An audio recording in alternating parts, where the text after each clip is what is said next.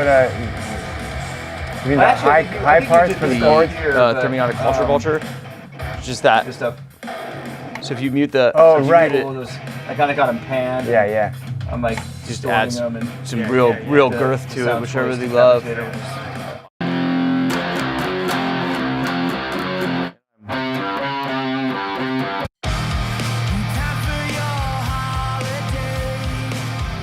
Hi, I'm Jim Kaufman. We're in my studio in Santa Monica, California.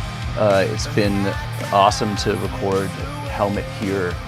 When I was a little kid, I was maybe 21 or 22 years old, I met Charlie Clouser. Charlie produced my band, and we started working together. Charlie co-produced Size Matters, which is where I met Paige. I was basically the assistant on that record. I got a lot of sandwiches, ham and cheese sandwiches, at like 5 p.m. driving down Beechwood Canyon. So I met Paige, a few weeks probably before going into Cello, which is now East West Studio A, to record Size Matters. And I remember it was such a cool record. Like I was a little kid, and these guys are like, my icons. Like I had posters of these dudes on my walls when I was growing up, and now I'm sitting in a room with them, and it kind of shaped me for who I am. At the time, I was an artist. I was in a band, and production stuff was something I was interested in. Making Left, when you're recording a band like Helmet, that's like this killer live band. My goal from the jump was to be able to try to capture as much of the energy that Helmet brings to a live show on a recording. Because it's some insight into once the track itself is done, I'm not done, because I haven't done my solos and I haven't done all the backing vocals. There's a lead vocal, and the two guitars, bass, and drums are done. Then I have my overdubs parts. So I developed that stuff here. That's just is the great thing about having a little home studio. So the whole cul-de-sac up here can hear me when I'm singing and working out these parts. But it's just really fun. It's just fun. Once I get the stuff done, the arrangement, I'll send it to Jim and Ryan and Mark as well, and they'll go through and they'll edit stuff or do what they need to do, and they make sense of my mess. So it's kind of just fun for me. I'm like Jackson Pollock, like splattering paint up against the canvas. It's like, yeah, that's pretty cool, And if half of it gets on the album, I'm usually pretty happy, For me, like nailing that Helmet snare was super important. So we took some time, like the day before we started recording, and Kyle came in, and Saher, the guy that made the snare drum, and we tuned the kit up. So we got the right drum tone, and I think that set the tone for the record. I mean, it was good. It was just we did a lot of more writing in the studio than we've done in the past. Turned out great. I'm really stoked with how it's all come out, It's like I don't have a lot of information when we start. It's just like I don't really know what Paige is doing, so when I hear it, it's all I hear everybody's parts in. I'm like, wow, it sounds like a totally different song from when I was doing my parts, and that's kind of the fun part. We loaded Kyle's drum kit in here, into my drum room, which is right over there. He has this beautiful Tama. We used a Masters of Maple snare drum. Kyle has this like amazing way of he's like super in it, but it also kind of feels like he's falling down the stairs at any moment. Like he's just wild and kind of out of control, but it's so controlled in an out of control way.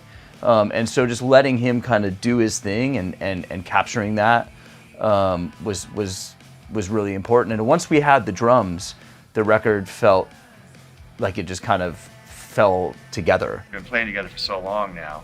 We just have we're such a locked in vibe, and I like, it was really important to me, even like guitar wise. Could I play all the guitars? Sure. But what Dan brings is a completely, not completely different, but a sound and a feel that we gel together, and it sounds a lot bigger and a lot just better with two musical personalities. Together we've figured it out over the years, changing my amp and figuring out different tubes and different pickups and things until we kind of had it to where it worked together very well. And so that's a big part of it, and all the time we have, invested already and a different guitar too. Les Paul has a certain warmth to it, For sure. mixed with ESP, and it just kind of is a nice mix. Yeah, the label they've been amazing. They've been so enthusiastic and fired up, but everybody was kind of excited because it's been a while since we did a record, right? So 7 years. yeah, 7 years, and so we knew we had Australia and New Zealand coming up, which we had rebooked for the 4th time. Finally was happening, but everybody said, new booking agent said, well, you need an album if you're going to tour, the U.S. So we did. So we just started, we just dug right in, and as I said, Dan has a really cool space in Glassell Park, and we just kind of started going in. I started sketching, riffs and lyrics, and I keep copious notes anyway. I write a lot of stuff down as far as lyrical ideas, so I'm not just going in empty-handed. And Dave, lives in New York, so he has a great engineer he works out there with. Being the odd man out, sometimes it makes more sense for me to do my parts there. And like Paige said, I got a great friend, Joe Sincata, who I've been working with for years. Done a lot of albums with him. He's an excellent engineer. We have a shorthand, so we work fast together. And when it comes to the helmet stuff, he has and does just drop what he's doing. I'm like, I know this is like last minute, dude, but we got these songs, we got to get them done. He's like, all right, let's do it. And they just send me roughs, and I do my homework. I just go in and I just give it my best, but they make it so easy because, like you said, the chemistry is so good that even when I'm in Long Island, playing in a studio 3,000 miles away and these guys aren't there, I still feel like playing with them. When I mixed, I felt like there wasn't a lot to do because we kind of, we really focused on getting the tones right on the way in and getting the performances, and I just kind of had to stay out of its way, and then utilizing the right gear, making sure that the right mics and preamps.